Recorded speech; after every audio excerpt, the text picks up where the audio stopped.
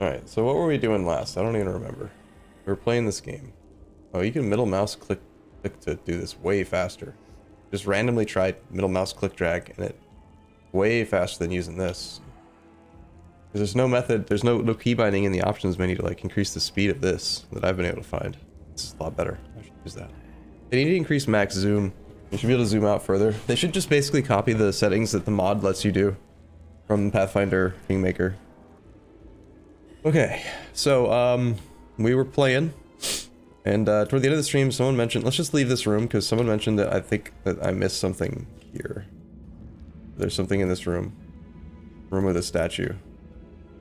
I don't want too many spoilers, like if I miss something, it's okay, but, you know, since someone mentioned it, now I know it exists, now I have to go back. I don't want to find everything the very first time, like if my characters just suck and fail to find something, then that's fine. Was it not this room? Like this room. This room with this thing.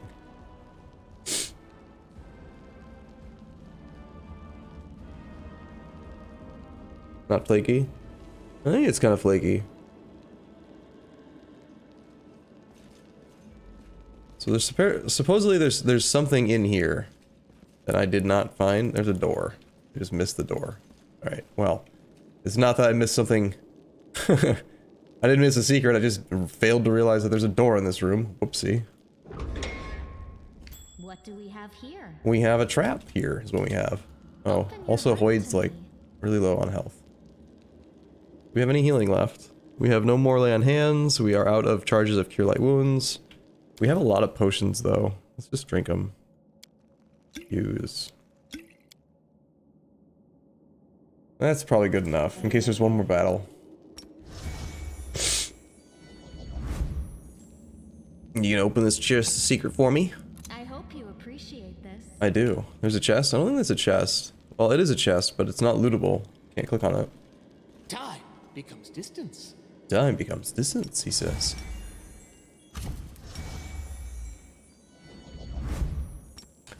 I think he's on Central Eastern. Yeah, I think it's on CET or CEST. I don't know the difference or what the abbreviations even stand for, but he's like 5 or 6 hours ahead of me, depending on the whether or not we have daylight savings. It changes. It's one of those irritating things about daylight savings here. It's way easier to use middle mouse. I should have been doing this the whole time. I found a skeleton. What's in the skeleton? Is it bones? I found a cambion. A chaotic level 3, chaotic evil level 3 outsider size medium. Very high perception. It's only level 3. Let's just kill it. Can you charge? Alright. Let's grab everyone, tell them to hold position. Let's tell Hoyd to just... Alright, hold position. Hold. G, hold, stop. H is supposed to...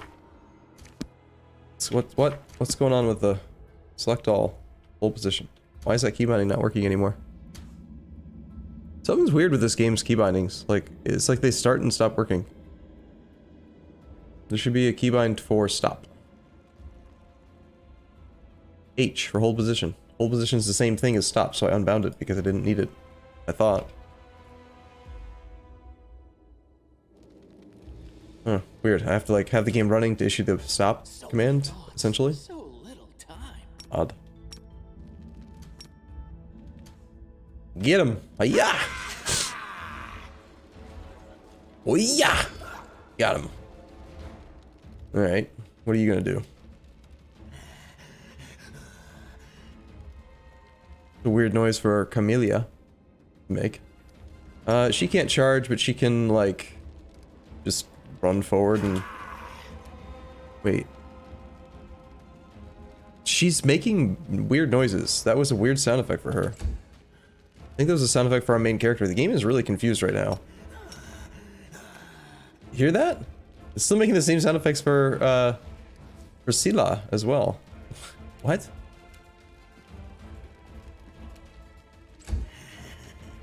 Very confused game. Make every strike. Hi-ya! Shoot him in the face. Hey, good morning, Book. How's it going? How did you sleep? I didn't sleep well. Maybe the sound effects are coming from the character that we're attacking. Maybe that's the issue. Alright, Hoyd, finish him off. Yeah. We missed. Hoyd. Cambion attacks Hoyd with claw. Oh, he's got claws. We attacked with our cold iron great axe. Oh, we still have the cold iron equipped. We should switch back to the other axe. We rolled a 3. Sweet. Can we switch now at the end of this action? We've already taken our attack action. Yeah, we still can. So we'll switch back to the other weapon set. Why does this is another thing. Like, why does this one not close it now? I'm trying to press the down arrow. It doesn't close it. I don't understand. Like, it's mostly the same as the previous version of the game, but there's just some really quirky things in it that don't make any sense.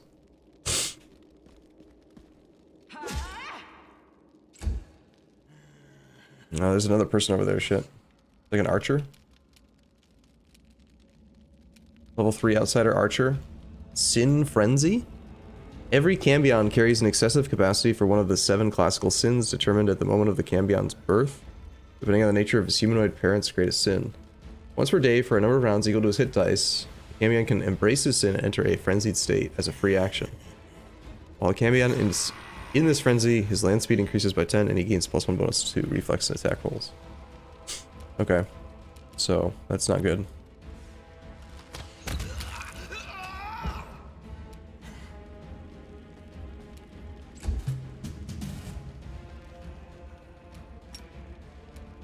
I'm gonna have a clear line of attack here. Let's delay behind her so that we can have these guys charge in.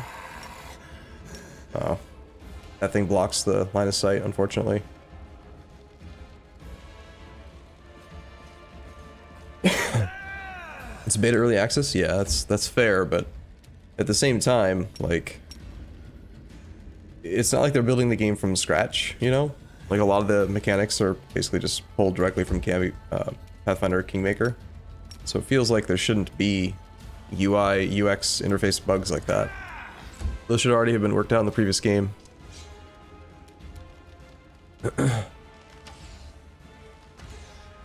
Double miss from Lan. What a loser. Natural 1 and a 6. Low roll on Lan. Low roll Lan. Alright. Go for their hearts. We really need to do something about our our shaman. She's so bad at fighting. She's just useless.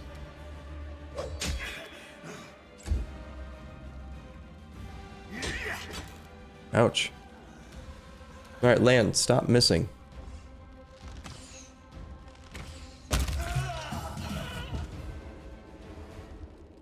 You roll a 6 again. It's not helpful, Lan. Composite bow, it's worth 100 gold. Masterwork scimitar, nice. Studded leather. And so we're on this guy. Another masterwork scimitar, some studded leather. And there was a skeleton here with a fairy mushroom.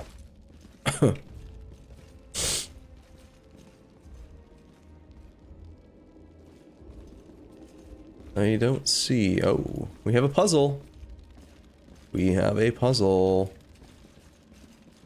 Alright. I don't think there's anything else in this dungeon. Maybe I can get away with not using any potions right now. So, puzzle. Our shaman is for healing and picking locks. Yeah, she finds traps. She's got, I mean, I guess in that line of view, yeah. Maybe it's okay for her to suck at literally everything. As long as she's good at doing the other stuff, right? She's good at finding traps, disarming traps. She's got one of the higher perception values in the party. Not as high as Lan, but yeah, she does serve a role. Without her, we would have run into all the traps. That's fair. Alright, so I have no idea what this puzzle's all about, but let's click buttons and see what happens. Blue. Step, step, step. Green. Yellow. Red. Nothing happens. Blue. Blue. Blue. Blue. Nothing happens. Okay, so my guess is that there was a symbol somewhere else in the dungeon that I wasn't paying enough attention to that we need to memorize. Because they have different, glyph. It's like a glyph.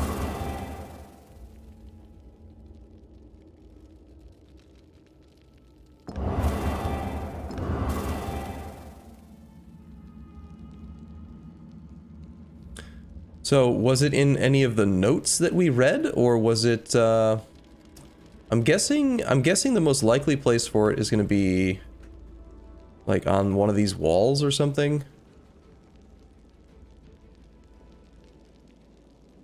Maybe there's an item with clues, yeah, but, like, it seems like it's part of a ritual? You think it's the thing where, like, you're supposed to come back to this room after having gone here? Could the info have been in this room? I'm kind of at a loss. I'm looking at the walls, I'm looking on the floor, looking for like patterns and stuff. This is supposed to be a shortcut key to like zoom to your character, I think. I don't know what it is. Flag got glyph on it? Flag? The flag. This flag? It does have a symbol to it, but that's like one symbol. Or are you talking about a different flag? We're looking for... It should be relatively obvious. Puzzles in games like this are usually not super complicated. The information is usually right in front of you and it's easy for you to miss.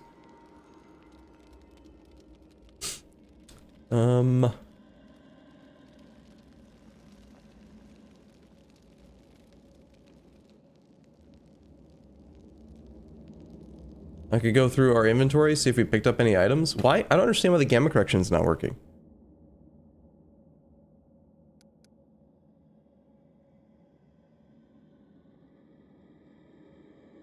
Weird.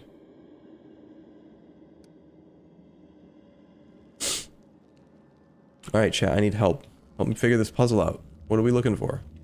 I must have every piece of loot. It's absolutely essential. I cannot move on. There's a door right here, I know it.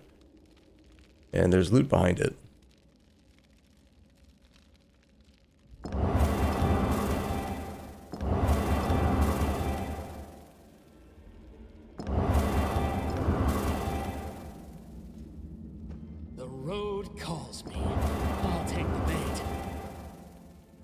Only 24 combinations? No, there's more than that because you can have more than one of the same color.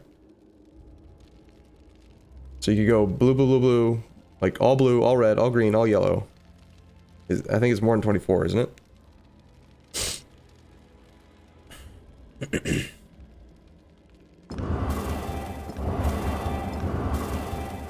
It's almost definitely not 4 of the same color. But I can imagine it might have a duplicate of one, but I would also guess that it's probably one of each. We could go brute force.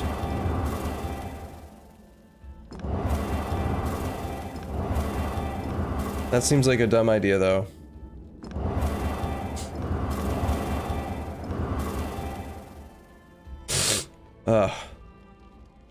Alright. I'm willing to accept spoilers. Small spoilers. Don't just give me the answer. What room am I supposed to find the next part in? Does anyone know? The symbols that come up are different depending on the color and where they go. The blue symbol appears to be the same no matter where you put it.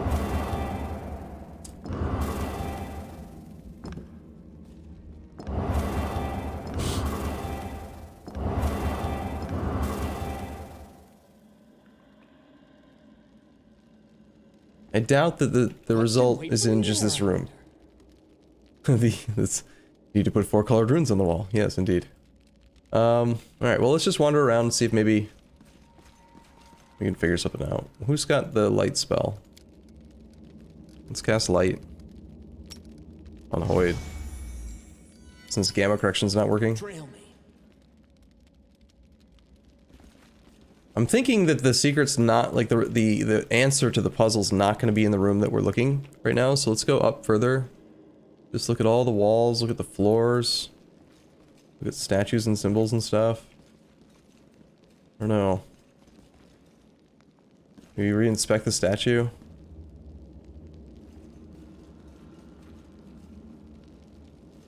check the room here where we're... it's probably not in there. Where's Hoyd's Halo? The game does weird things where, like, it's still on autocast, but it doesn't display it. I think it's because I reloaded the game. You gotta like manually tell him to cast it again. I don't know why.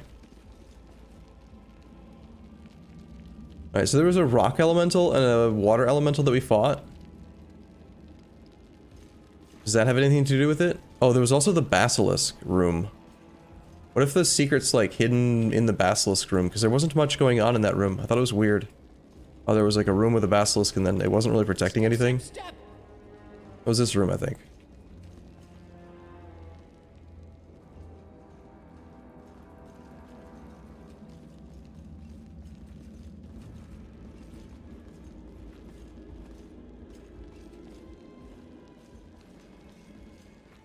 It'd be nice if you could change the perspective of the top-down view. That's another thing that, like, I was able to do in Kingmaker, where you could, like, actually, like, rotate the Z-axis so that you could look at it from a slightly different angle. The previous room had some bloody writing on the wall. This room here, Fifi? Which room had the bloody writing? Was it the room with the basilisk? Sorry, I'm going too fast between rooms. Bloody writing on the wall. One of the ones you were in, yep. Alright, so just look at all the walls, got it.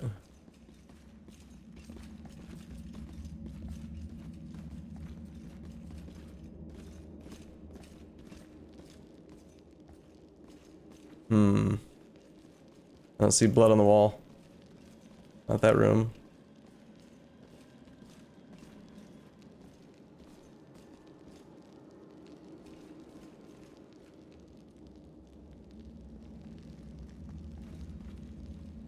Oh, here we go.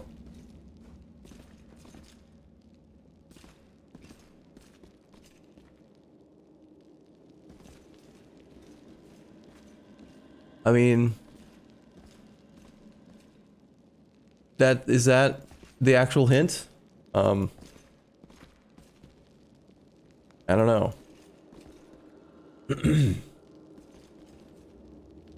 They don't look like the runes, yeah. Time becomes distance.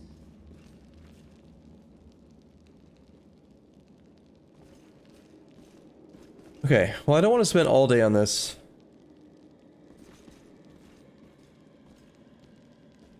But I also don't want to leave any loot behind, so if you know the answer, is that the actual clue? Is that the correct clue? Or am I once again looking in the wrong place? I think we need to go maybe back out to this blood pit thing. I think Mirkid might have given you the hint earlier. At the beginning of the labyrinth, where the first distorted mongrels were, colorful paintings hang on the wall. Where the first distorted ones were, at the beginning. So the entrance was here. You thinking that the main starting room?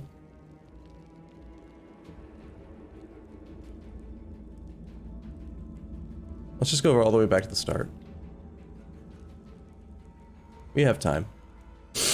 Ugh. I cannot breathe.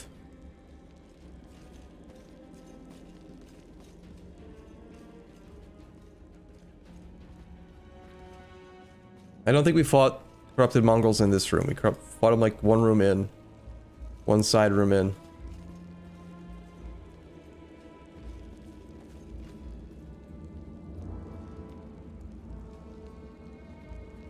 There were some colorful paintings. Well, the runes are colored, so maybe that's the key. I don't remember what room we fought them in. I guess I'll just check them all. Step. This room maybe it was? Ah. Yellow, blue, red, yellow? Or is that green? What were the options again? red, blue, green, and yellow. We've got, I think it's yellow, blue, red, yellow. Yellow, blue, red, yellow. Write that down. Yellow, blue, red, yellow.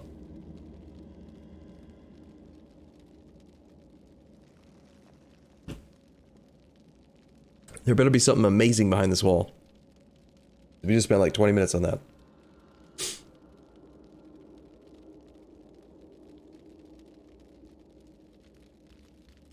I wonder how many people who play games like this enjoy puzzles the most out of all of the game. Like, do people play games like this for puzzles?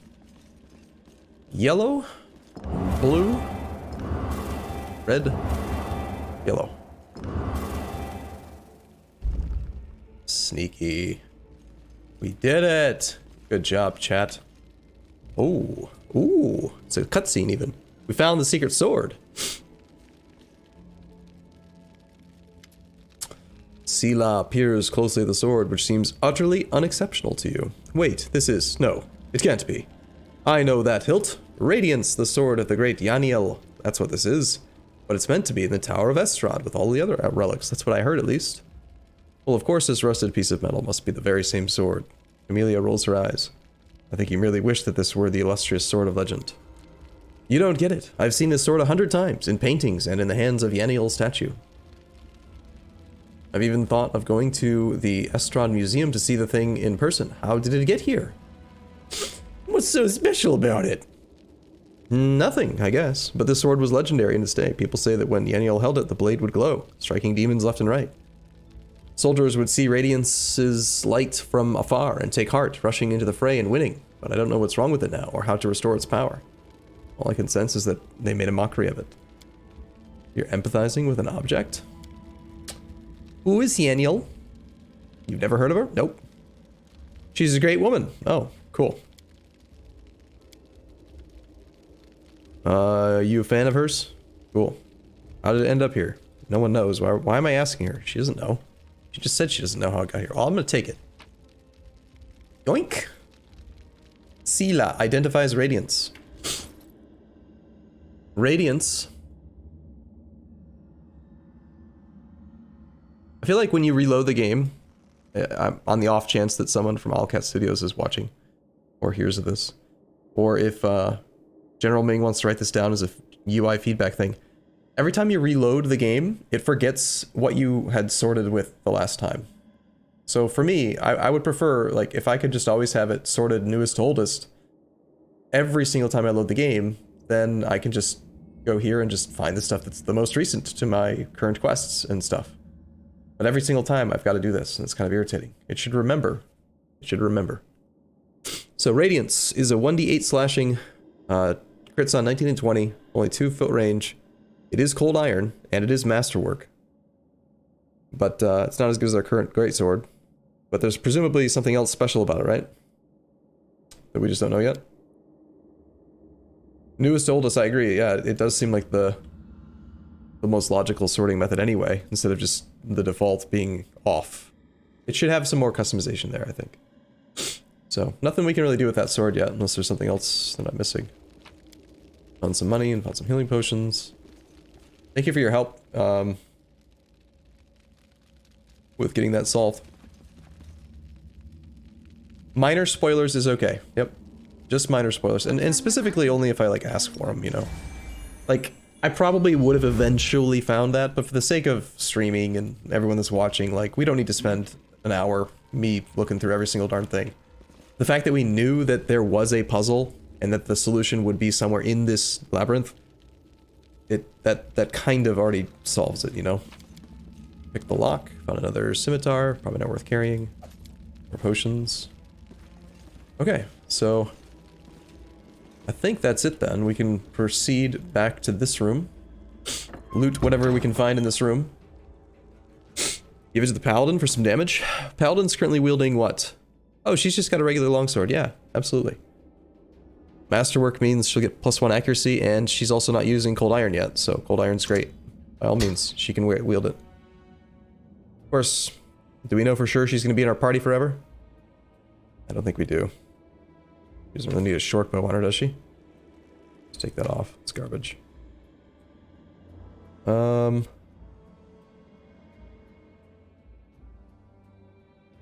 Let's sort by price. We have a cold iron masterwork longsword. It's basically what this is. Until Radiance gets made more special. The model for Radiance looks unique, does it? It does. That's a longsword. This is also a longsword. So, picture that in your mind's eye.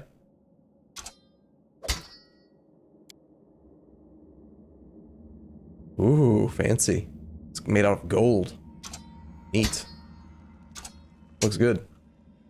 Alright, what about you? You're still just using a cold iron rapier, which I feel like, unless she gets another feat, she's like, just so bad at fighting. It's not masterwork, so she has difficulty with hitting. And when she hits for like no damage at all. I really don't like how weak she feels. She's got 4 to dex. What if we gave her a bow and have her stand near Lan? I think she does more damage that way. Rather than poking things with her stupid little 1d6. Yeah, she should build a bow or crossbow or something. She's proficient with heavy and light crossbows.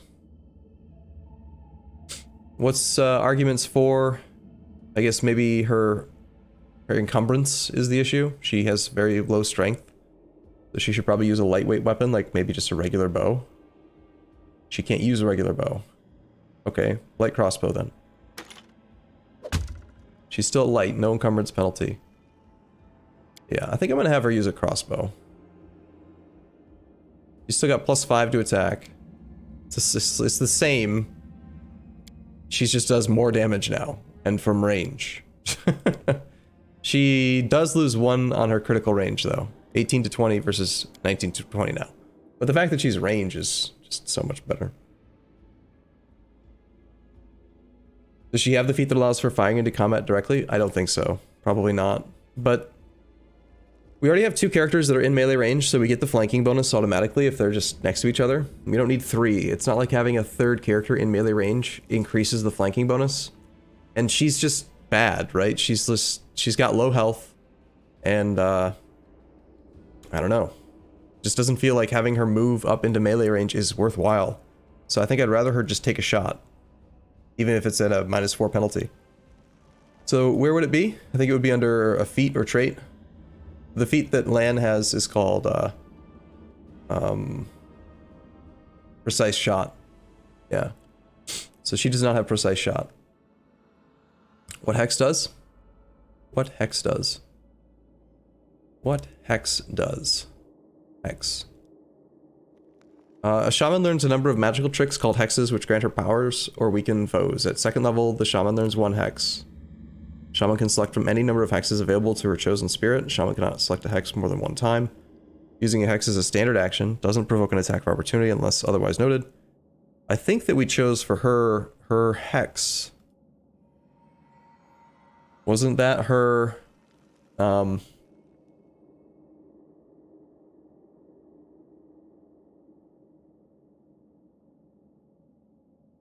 don't remember where it was now. She's got the she's got Aura of Purity. Isn't that her hex?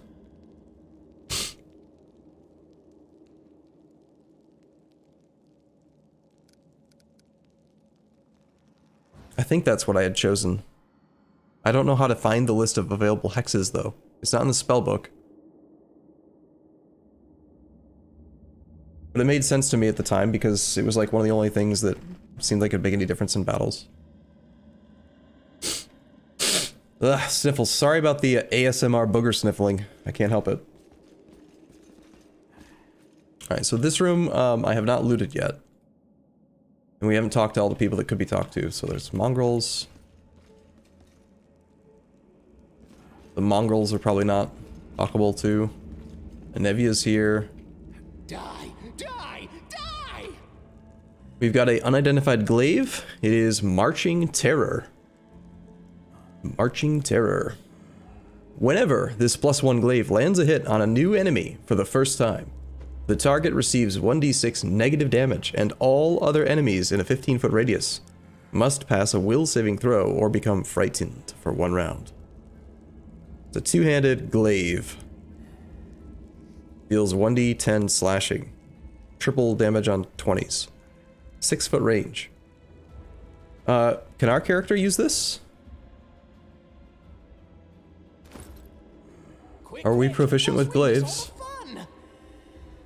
We are able to use glaives. We would lose 1 top end damage. Still slashing damage. We get 6-foot attack range instead of 2-foot. Reduces our ability to get critical hits, but the ability to cause fear. Yeah, I can tell that we can use it because see how it's got the white here instead of red? That means that the character you're currently looking at is proficient in the weapon. Like if I swap here or here, that's red. She can't use it, he can't use it. But we could wield this. It matches the portrait, must use. Is that a glaive? Alright, let's put it in one of the weapon slots and try to do a quick comparison. So right now we have +8 to attack with the weapon. We'd still have +8. 9 to 19 damage while equipped, 9 to 18 damage while equipped. Whenever this lands a hit on a new enemy, so this can proc more than once per engagement. So like say I charge in and I attack two characters in melee range, I hit one, and then the other person has to make a will save against fear. If he passes or whatever, or the first one isn't, you know, dead, I could attack the second one, and then like they could both trigger the fear. What you lose hitting from Masterwork? I think that enhancement +1 is the same as Masterwork, isn't it? Masterwork implies that there's a +1 to hit, but that's why if you look at CRR attack is at +8. It's at +8 in either case, because enhancement +1 gives +1 to hit. So they're equivalent when it comes to accuracy. All we're doing is trading some crit range and crit max. Actually, we're gaining crit max. We're reducing our crit range from 19s and 20s to just 20s, but we're also going from 2x to 3x. So fewer crits, but when we crit, it will make things absolutely explode. Enhancement is also hit. It's hit and damage. Oh, are you sure? This is 2d6. This is 1d10. Okay, yep, that makes sense then. So the enhancement +1 is also applying +1 to the damage roll, which is why they're so close, even though they've got different base damage rolls, 2d6 versus 1d10. Well, on top of that, and this is very significant, the 6-foot melee range is really impactful because, unless my understanding of Pathfinder mechanics is off, whenever an enemy tries to make a move, cast a spell, or do one of those things that triggers an attack of opportunity, if you have a 6-foot melee weapon range versus a 2-foot melee weapon range, you kind of have like a larger area of coverage, right? So it'll make it so that if we got him in the right spot and a spellcaster's trying to cast something on someone else or even on him, he's just gonna have a much better time doing counteract. Attacks of opportunity with this weapon because of the 6-foot range. Yeah, and the triple. Yeah, we talked about the triple damage crits versus double damage crits.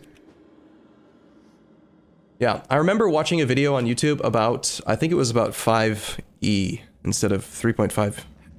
But is it 5? Is it called 5E? 5.1? I don't know my D&D, but there is a barbarian build that you can do where you focus on polearm mastery and stack some feats, and it does have something to do with attacks of opportunity. There's like a feat where anytime an ally gets a crit, then you get to make an attack of opportunity, and you do that with your big-ass two-handed weapon, and it's strong. Very strong. So I like this weapon. This fits us well. This is a really good pickup. Now, here's a question. This weapon is already a 1d10 weapon, which means it's a big weapon, right? So, if we cast Enlarge Person on Hoyd, we know that this weapon got bigger. It grew with him. Does the glaive also get bigger? And if so, does it increase our range even more than 6 feet? Or does it just affect the dice size? Will it go from D10 to D12 only, or will it also get more range? Probably, yeah, well, I guess we're gonna find out. Awesome.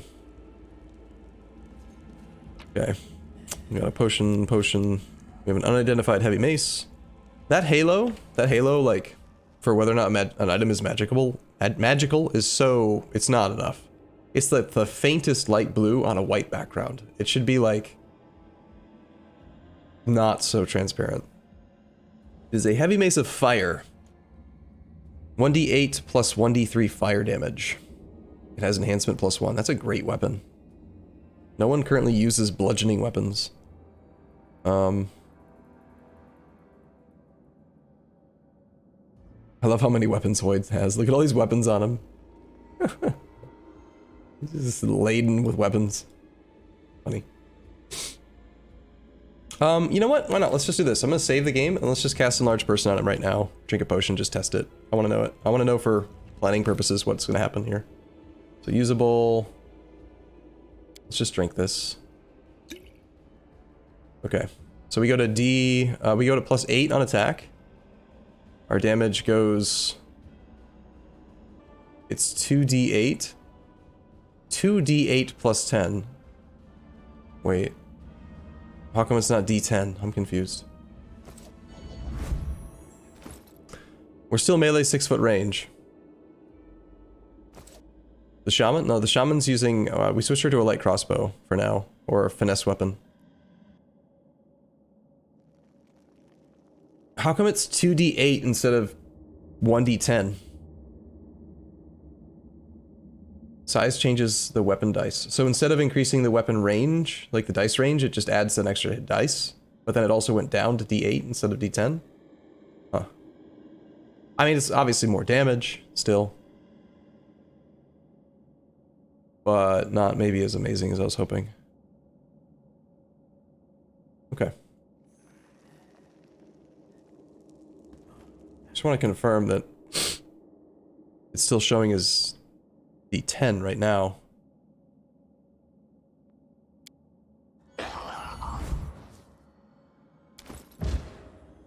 Yeah. So he went from 1d10 to 2d8. Alright. Is what it is. Mongrel. No secret side rooms or anything. So all that's left is to talk to Chief Saul, these three, and then I think we're done with this area. Give the fire mace to Sila. She just got Radiance. Why does she need the fire mace? Just as like a backup weapon? Ever dual wield it? Ever dual wield a torch? She can do fire damage. I guess so. I mean, is she better with the Mace of Fire over the Radiance? Maybe? Maybe. Here, let's compare. +7 versus +7. Oh, she just does way more damage with this mace. That's too bad. The Radiance is beautiful, but it's not nearly as good. The mace is just way better.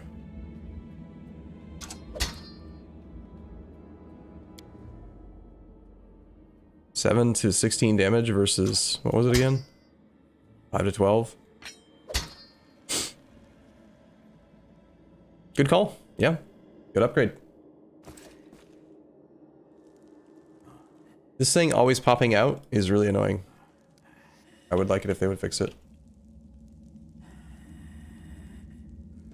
Alright, Chief Saul, I want to talk to you again. Best of luck, Orgus. Oh, so there is no talking to them, we're just moving on. I think we're going here.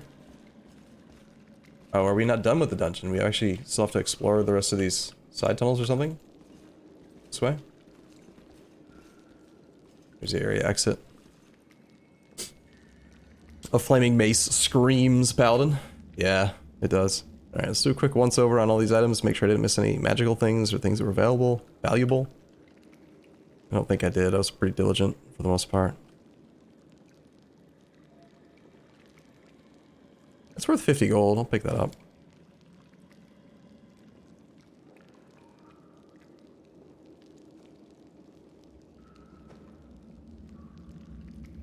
There's a lot of loot. Let's pick that breastplate up too.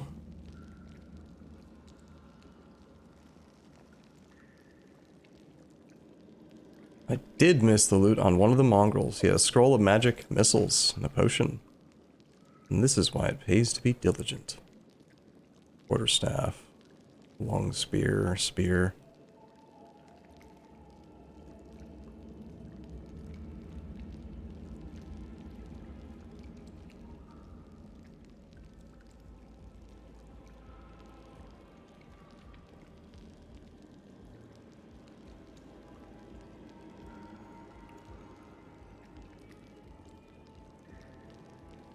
Okay.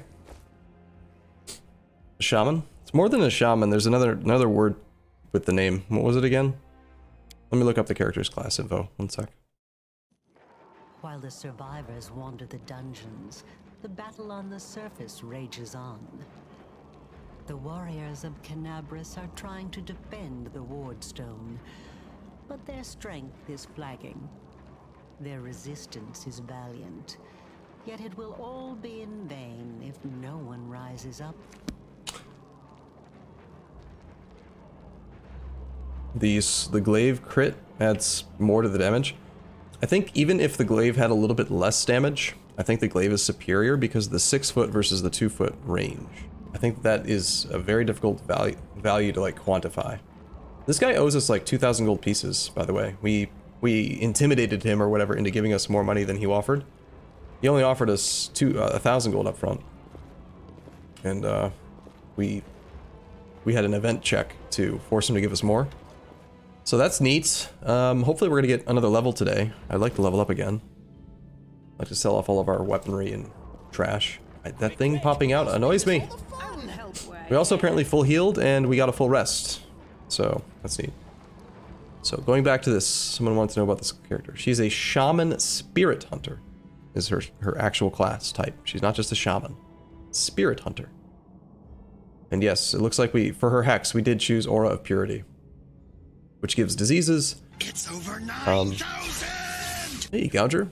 58 months. How's it going, man? Thanks. Yeah, I'm still feeling pretty bad. The drugs that I took right before the stream started seem to have kicked in. My voice feels a little bit better. But we'll see. I'm probably going to fade pretty quick today. Diseases, inhaled poisons, and noxious gaseous effects are negated in a 10-foot aura around the witch for a number of minutes equal to her level. So this seemed like one of those abilities that you probably never use, but there's going to be one or two circumstances where having this makes the encounter extremely easy and simple. So rather than taking a hex that was going to make every encounter just slightly easier or something, we took the one that makes certain encounters super easy. Any loot? Step. There is loot. I found a long spear. Some shining scales, some incense, and some gold. Alright, up we go.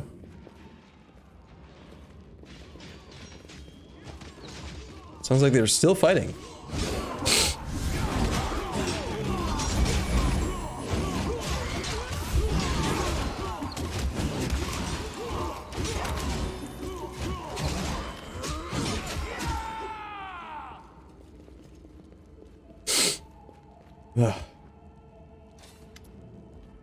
From that description, it would negate things like Cloud Kill? I think so. So the logic that I used, that we discussed the other day, yesterday, Loxy, was that our hero has electrical, fire, and he's got like 3 of the 4 elemental resists. And I think the one that he didn't have was poison, maybe. So it was like the one thing that we would be weak to, and it just made sense to counteract that, I think. Oh hey, it's a new, probably recruitable character. The half-orc before you, wearing armor adorned with Iomende's golden swords, is clearly exhausted. She obviously hasn't gotten much sleep over the last few days. There's soot on her face, fresh blood on her sword. Her hazel eyes are hard and focused, and her firm voice sounds accustomed to giving orders. She sizes you up, surprised, judging whether you are friend or foe, and opens her mouth to ask you something, but freezes when she spots a Nevia. By the goddess, Nevi, I had almost lost hope. Are they girlfriends? Everything's fine, Beth. I'm here. Nevia strokes Irabeth's head and whispers something in her ear and then stands back and points at you. This is here's Hoyd. What? This is here's Hoyd? What's the key binding? Alt V? This is here's Hoyd?